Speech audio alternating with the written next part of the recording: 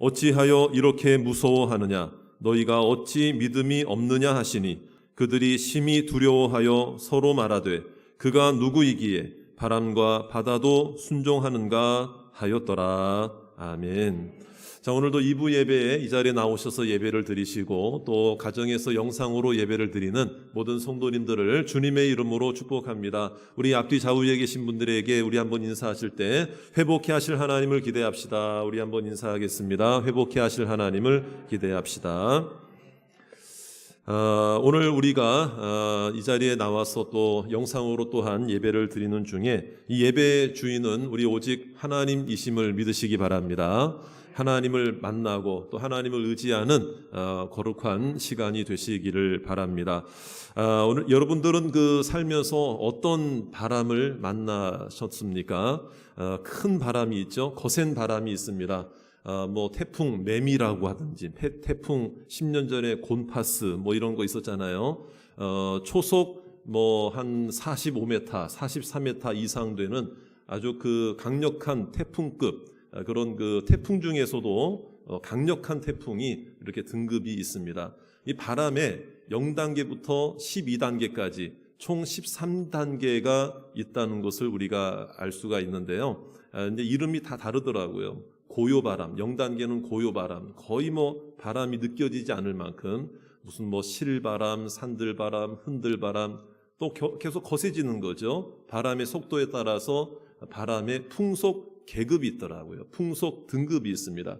맨 마지막 13번째, 그러니까 0단계부터니까 12단계의 바람이 어떤 바람이냐면요. 아까 말씀드린 대로 초속 43m 이상 되는 태풍 중에서도 강력한 초대형 태풍이죠. 이거를 뭐라고 그러냐면요. 싹쓸바람이라고 그런다는, 싹쓸어 간다는 거예요. 아주 싹쓸어 간다. 그러니까 태풍, 또 허리케인, 이런 바람들을 의미하죠. 자, 오늘 성경에도 보니까 이제 바람이 등장합니다. 바람이 부는 현장이 나타나는데요. 바람에는 이중적인 의미가 있죠. 이렇게 부는 바람이 있고 또 우리 인생에 어떤 고난이 닥친다든지 어려움을 만나게 되면 우리 인생에 뭘 만났다? 풍파를 만났다. 폭풍이 내 인생 속에 찾아왔다. 이런 이야기를 합니다. 자, 바람. 그러니까 예수님께서 배 위에서 말씀을 전하시다가 건너편으로 가자고 하십니다. 그래서 제자들과 함께 날이 저물어서 건너편으로 배를 타고 건너가는데 그곳은 호수예요. 갈릴리 호수인데 하도 넓어가지고 갈릴리 바다라고 일컫는 그런 곳을 이제 건너편으로 가자 하셔서 가게 되었습니다. 그런데 가는데요, 갑자기 큰 광풍을 만나게 된 거죠. 오늘 성경에 보니까 광풍이라고 나오는데요, 그야말로 말 그대로 미친 듯이 갑자기 불어닥치는 그런 바람을 의미합니다. 그런데 그냥 광풍도 아니고 오늘 성경에 보니까 어떤 광풍이에요? 큰 광풍이에요. 그냥 광풍도 무서운 바람인데 거기다가 큰 광풍이라고 그러잖아요. 그래서 배가 흔들리고 물이 배 위에 들어오게 되고 배가 이제 뒤집힐 위기에 처하게 되었어요.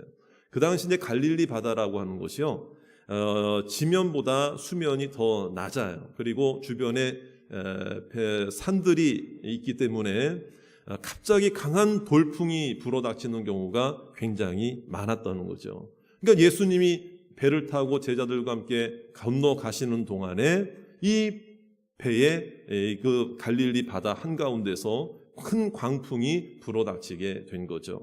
자, 그렇다면 여러분 준비 없이, 저를 따라합시다. 예고 없이, 준비 없이 이런 큰 광풍을 만나게 되었을 때 이 제자들이 얼마나 무서웠겠습니까? 얼마나 두려웠겠습니까? 그런데 우리가 그 가운데 우리가 알아야 될 게 있죠. 그 배에는 다행히 누가 함께 타고 계셨습니까? 예수님이 함께 타고 계신 줄로 믿습니다. 자, 그런데 예수님이 함께 하시긴 했는데요. 그렇다면 우리는 이런 생각해야 되잖아요. 그렇다면 예수님이 함께 하시는 배에 왜 어려움이 닥쳤냐 이 말이에요. 예수님이 함께 하시는 배를 타고 바다를 건너가면 폭풍우는커녕 파도가 잔잔해져서 정말 평안하게 항해를 해야 되는데 왜 예수님이 타고 계신데도 불구하고 이런 큰 광풍이 찾아왔을까? 왜 큰 광풍이 찾아왔을까? 자, 그리고 한 가지 기억해야 될 것이 있어요. 누가 건너가자고 그랬습니까? 누가 건너가자고 그랬습니까? 그러면 예수님이 건너가자고 했으면 광풍이 없어야 되잖아요. 고난이 없어야 되잖아요. 문제가 없어야 되잖아요. 평안함 가운데 배를 타고 건너가야 되잖아요. 그쯤 되면은요, 제자들 중에 어부 출신이 많습니다. 이게 갈릴리 바다에서 고기를 잡으며 잔뼈가 굵은 사람들이 제자 중에 많거든요. 그러면 이제 그런 사람들 중에는 이 기상 변화나 갈릴리 바다의 물결의 상황이나 이런 것들을 경험적으로 알고 있는 사람들이 많거든요. 그러면은 제자들 중에 혹시라도 이런 마음 가질 수도 있잖아요. 내가 아까 딱 보니까, 출발하기 전에 보니까 오늘은 배를 띄우면 안 되는 날이었어. 내가 이럴 줄 알았어. 하면서 말이에요, 불평하고 원망하고 탄식하는 제자들도 있지 않았겠습니까? 그리고 또 어떤 제자는 이렇게 이야기했을 수도 있어요. 누가 가자고 그런 거야, 지금. 누가 가자고 그런 거야. 누가 가자고 그런 거야. 자, 여러분, 순종하는 믿음은 있었어요. 예수님이 가자고 하니까 혹시 기상 변화가 예측되는 어떤 상황, 경험적으로 오늘은 좀 아닌데 라는 생각이 들었어도 예수님이 가자고 하니까 순종해야지 하는 마음으로 갔지만, 정작 광풍을 만나게 되니까 누가 가자고 그런 거야. 누가 가자고 그런 거야. 이게 인간의 모습이죠. 자, 그런데 거기다가 지금 예수님이 뭐 하고 계셨습니까? 큰 광풍이 불어닥쳐서 배가 뒤집힐 상황이 되었음에도 불구하고 제자들은 아우성을 치고 나 죽는다 아우성을 치는 그 상황 속에서 예수님은 지금 뭐 하고 계셨어요? 주무시고 계셨어요. 야, 이게 어떻게 이런 일이 가능하느냐 이 말이에요. 어떻게 이런 일이 가능할까? 예수님이 어떻게 이런 일이 가능할까? 예수님이 과연 누구시기에 그 광풍이 불어닥치는 곳에서 평안하게 잠을 주무시고 계실까? 자, 여러분, 오늘 이러한 광풍의 모습을 보면서 예수님께서 그렇다면 그 후에 어떻게 행하셨고 어떤 말을 제자들에게 하셨으며 어떤 모습을 보여주시기 위해, 뭘 위해서 이 광풍의 이 상황을 통해서 뭘 보여주시고자 하셨는가? 이게 이제 오늘 중요한 핵심 의미예요. 자, 이것은 무엇인가 하면은요, 주님께서는 이 광풍의 사건을 통하여 제자들에게, 또 이 말씀을 읽는 우리들에게 우리들의 신앙의 믿음의 현주소를 보여주시기 위한 목적이 있었다는 걸 우리가 생각해야 됩니다. 저를 따라 합시다. 믿음의 현주소. 믿음의 현주소죠. 자, 여러분, 바람이 분다는 것은 상황이죠. 환경이죠. 그렇다면 이 제자들에게 지금 닥친 상황적 현주소, 어떤 그 환경적 현주소는 어떤 현주소입니까? 고난이죠. 그렇죠. 바람이 부니까. 고난이죠. 문제죠. 힘들죠. 어렵죠. 그런 현주소였다 이 말이에요. 그래서 오늘 37절 말씀을 한번 볼까요? 37절. 우리 같이 한번 읽겠습니다. 37절 시작. 큰 광풍이 일어나며 물결이 배에 부딪혀 들어와 배에 가득하게 되었더라. 지금 제자들이 처한 그 상황적 현주소, 환경적 현주소는 뭡니까? 큰 광풍이 일어나며 물결이 배에 부딪혀서 들어와서 배가 가득하게 되었으니까 배가 전복될 위기에 처하게 된 거죠. 그러면 이제 제자들이 꼼짝없이 어떻게 돼요? 조금 있으면 어떻게 될 겁니까? 제자들이 왜 두려워하게 된 겁니까? 죽을까 봐 그런 거죠. 그래서 이 고백을 하는 거예요. 이 말을 하는 거죠. 38절입니다. 우리 38절도 우리 한번 다 같이 읽겠습니다. 시작. 예수께서는 고물에서 베개를 베고 주무시더니 제자들이 깨우며 이르되 선생님이여 우리가 죽게 된 것을 돌보지 아니하시나이까 하니. 자, 여러분 보세요. 광풍 속의 바다 한가운데가 바로 그들의 처한 현주소고요. 배가 뒤집힐 위기를 만난 것이 그들의 상황적 상태 현주소고요. 그 다음에 죽게 된 상황이 그들의 상태적 현주소예요. 거기다가 예수님은 뭐 하고 계셨어요? 주무시고 계셨어요. 그래서 아우성을 칩니다. 우리가 죽게 된 것을 돌보지 아니하시나이까. 이게 뭔 말입니까? 우리가 죽게 될 상태가 지금 나에게 닥친 현주소가 되었다 이 말이에요. 그런데 예수님은 아무것도 하지 않고 뭐 하고 계셔요? 주무시고 계세요. 여기서 돌보지 아니하시나이까, 이 아우성은요, 주님 우리를 좀 도와주세요. 이런 기도에 준한 이야기가 아니라요, 이런 얘기예요. 우리가 지금 죽게 돼서 아우성을 치고 정말 발버둥을 치고 있는데 당신은 도대체 누구이기에, 당신은 어떤 사람이기에, 당신의 마음은 어떻기에, 당신은 왜 아무것도 안 하고 이렇게 잠만 자고 있습니까? 원망과 불평이죠. 이게 바로 그 당시에 광풍을 만난 제자들의 상황적 현주소, 상태적 현주소, 환경적 현주소였다 이 말이에요. 그런데 여러분, 이런 상황이나 환경이나 상태의 현주소보다 더 중요한 현주소가 뭐냐면요, 믿음의 현주소가 중요한 줄로 믿으시기 바랍니다. 그런 상황 속에서도, 그런 환경 가운데서도 내 믿음의 현주소만 흔들리지 않고 분명하다면 그 어떤 환경도 이겨낼 수 있는 줄 믿습니다. 자, 아까 보셨죠? 이 배 중에, 배 가운데, 그 배에 누가 타고 계셨다? 예수님이 타고 계셨다. 그러니까 제자들은 그걸 놓친 거예요. 잘 생각하셔야 돼요. 제자들이 분명히 한 배에 예수님과 같이 있음에도 불구하고 예수님을 잊어버린 거예요. 이상하죠, 여러분? 말 자체가 이상하죠. 예수님이 주무시고 계신 걸 보고 있는데, 예수님이 한 배에 타고 있는 걸 아는데도 그 순간, 광풍이 불어닥치는 순간 누굴 잊어버렸다? 예수님을 잊어버린 거예요. 예수님이 함께 계신 것을 잊어버린 거예요. 주무시고 계시고 아무것도 안 하고 있는 예수님만 보인 거예요. 이게 바로 그들의 믿음의 현주소였다 이 말이에요. 무슨 말이냐? 몸으로는 예수님과 함께 있고, 형식적으로는 신앙인이고, 형식적으로는 그리스도인이고, 형식적으로는, 겉으로는, 외적으로는 예수 믿는 사람이 분명한데 예수님을 잊어버리고 살아가는 모습이다 이 말이에요. 이게 바로 제자들의 현주소였다. 이걸 놓치면 안 된다.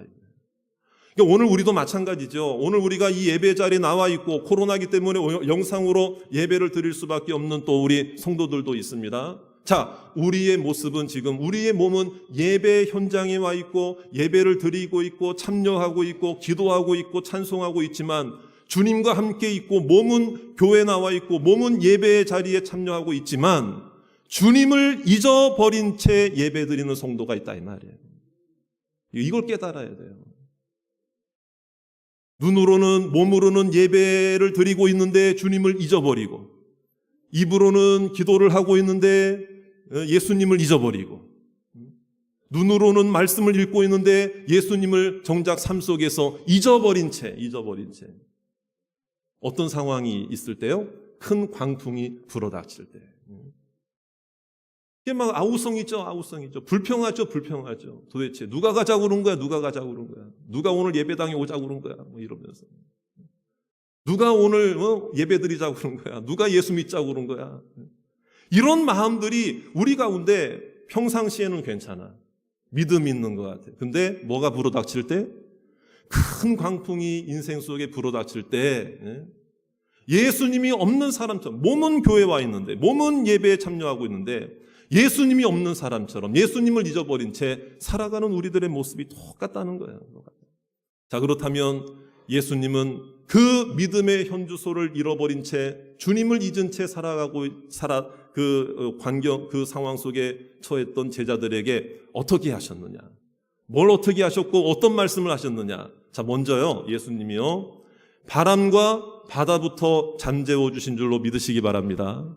자, 오늘 39절 말씀이에요. 39절 다 같이 한번 읽겠습니다. 시작. 예수께서 깨어 바람을 꾸짖으시며 바다더러 이르시되 잠잠하라 고요하라 하시니 바람이 그치고 아주 잔잔하여지더라. 할렐루야.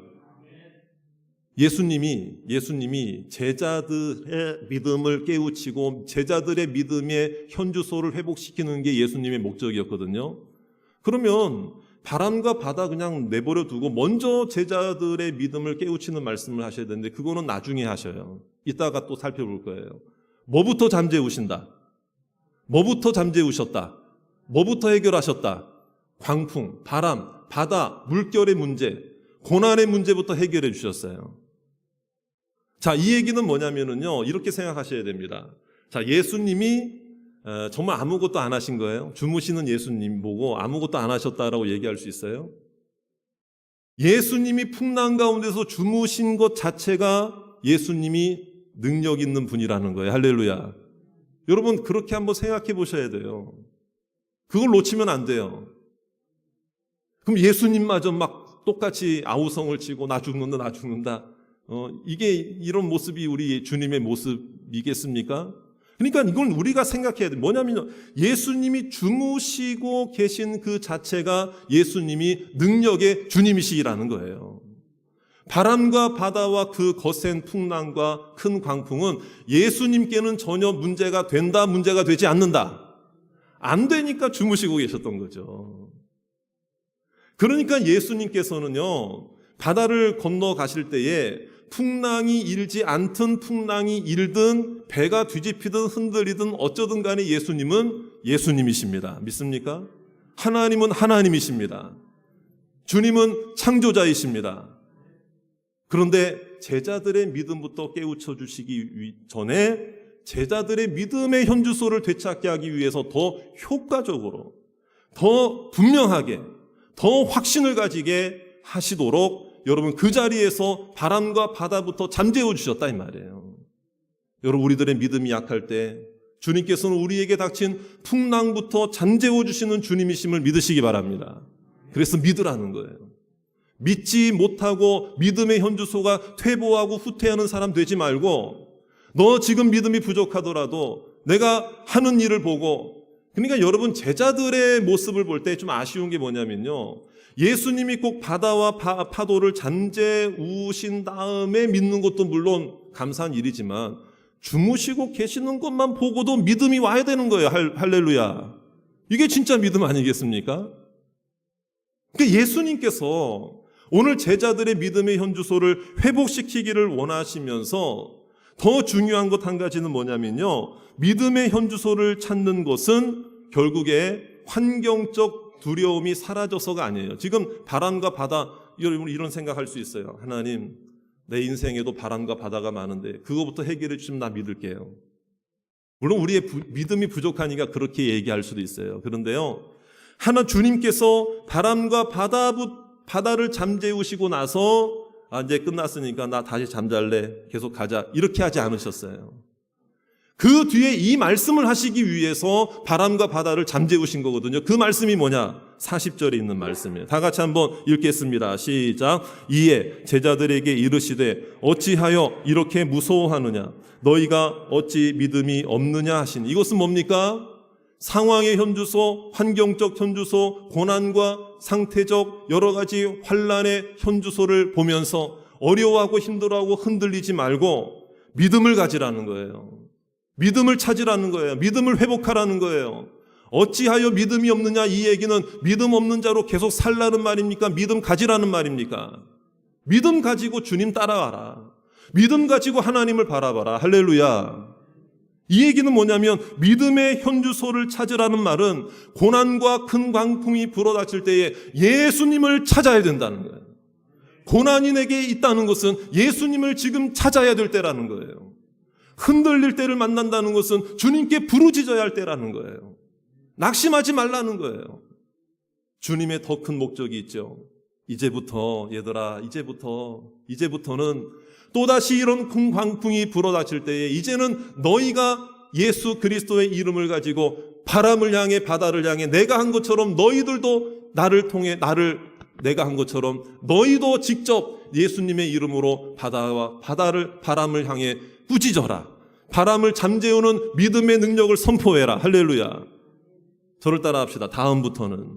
이제부터는 제자들의 변화를 주님께서 원하시는 거죠. 원하시는 거예요. 이게 바로 믿음의 현주소예요. 그러니까 예수님은요, 제자들을 통해서 사용하시고자 하시는, 복음을 전하시고자 하시는 큰 그림을 가지고 계시고 멀리 보고 제자들의 변화를 통하여 제자들을 이끌어 가시기를 원하셔서 이 광풍의 사건들을 통하여 이러한 말씀을 해주신 줄로 믿으시기 바랍니다. 제자들이 깜짝 놀라죠. 이제 주님을 따라간 지 얼마 안 된 상태거든요. 그러니까 그것도 이해는 돼요. 그래서 제자들이 뭐라고 말하는가 하면요, 41절입니다. 우리 마지막으로 한 번 더 41절 다 같이 한번 읽겠습니다. 시작. 그들이 심히 두려워하여 서로 말하되 그가 누구이기에 바람과 바다도 순종하는가 하였더라. 이게 뭡니까? 그가 누구이기에. 따라합시다. 그가 누구이기에. 이 얘기는 예수님을 따라다니긴 했고 예수님의 부르심에 응해서 예수님을 따라 나서긴 했지만 아직 그들의 믿음이 신앙이, 그들의 믿음의 현주소가 예수님에 대해서 잘 모른다, 잘 알고 있다. 모른다는 거예요. 그러니까 이 얘기는 뭐냐면 앞으로 알아가야 할 일이 이제 많이 남았다 이거예요. 변화될 가능성이 더 많다. 하나님을 따라갈 일이 더 많다. 변화될 일이 많다. 주님을 닮아야 할 일이 더 많아지게 되었다 이거예요. 주님은요, 우리의 믿음의 연약함을 보시고 여러분 그대로 내버려 두지 아니하시고 어떻게든 데리고 가시고 어떻게든 채워주시고 어떻게든 믿음을 가지고 능력으로 주님 따라가게 하시는 줄로 믿습니다. 이게 바로 믿음의 현주소예요. 사랑하는 성도 여러분, 오늘 이 자리에 나와 예배를 드리고 또 가정에서 영상으로 예배를 드리는 모든 성도님들, 우리가 한번 생각해 볼까요? 지금 우리에게도 바람이 불어오고 있죠. 큰 광풍이 불어 닥치고 있습니다. 어떤 바람입니까? 건강의 바람, 어떤 질병의 바람, 물질의 어떤 경제적인 어려움의 바람, 가정의 어떤 평화가 없고 힘들고 어렵죠. 그런 바람들. 근데 이 가운데서요, 우리가 이 상황만 보고 환경만 보고 내 상태만 바라보면서 바람만 보고 흔들리면은요, 일어날 수가 없는 거예요. 여러분, 우리가 어떤 환경적, 상황적 현주소보다 더 중요한 것은요, 내 믿음의 현주소를 회복하는 일이 가장 중요한 일인 줄로 믿습니다. 여러분, 우리가요, 어떤 어려움을 만나면 평안할 때는 괜찮아요. 평안할 때는 괜찮아. 감사하죠. 괜찮죠. 그래도 뭐 신앙생활 할 만하죠. 근데 문제는 큰 광풍과 같은 어려움이 불어닥칠 때 하나님을 원망하는 마음이 들어요. 그러니까 주님과 함께 있는 것을 우리가 분명히 믿는다는 것은 그 증거가, 드러나는 증거가 뭐냐면요, 마음의 평안이에요. 평안. 평안이 없다는 것은 흔들리고 있다는 거예요. 마음이 아침 다르고 저녁 다르고요. 어떤 상황에 따라서 여러분, 우리의 마음의 믿음이 가장 큰 문제인 거예요. 여러분, 광풍이 얼마나 큰 광풍이냐가 문제가 아니라 내 믿음이 흔들리고 있는 게 문제거든요. 그런 사람은 조그만 실바람만 불러도 마음이 흔들려서 견딜 수 없는 거예요. 조금만 아파도, 조금만 어려워도, 조금만 낙심이 되는 일을 만나도 여지없이 흔들리는 모습을 가지게 되는 게 인생의 모습이라는 거예요. 여러분, 우리들의 신앙의 현주소를 다시 회복하시기를 주의 이름으로 축원합니다.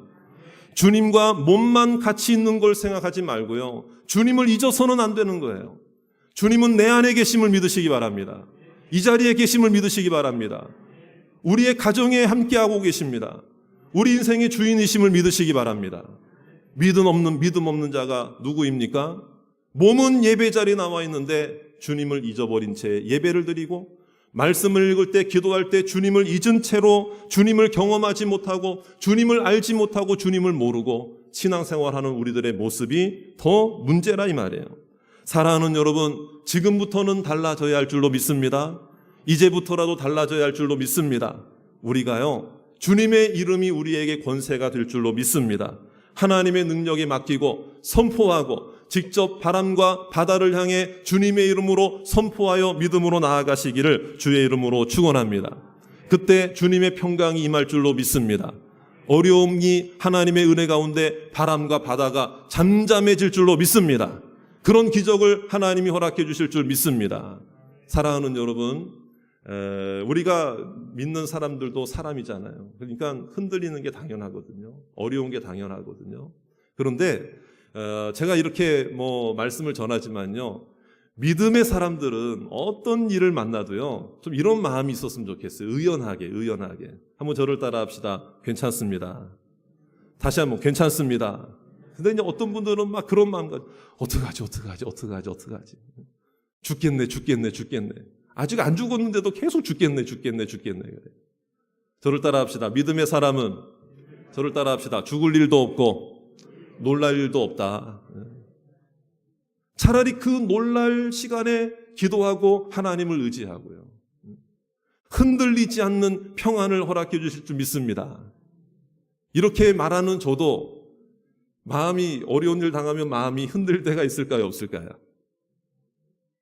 그렇다고 너무 그렇게 또 크게 자, 맞아요. 저도 있어요.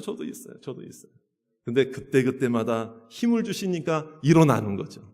힘을 내는 거죠. 그러니까 코로나 상황이 딱 이제 작년에 딱 시작이 되었을 때도 마음속에 딱 그냥 그런 마음이 들더라고요. 이 오래되면 어떡하지? 오래 장기화되면 어떡하지? 교회는 어떻게 모이지?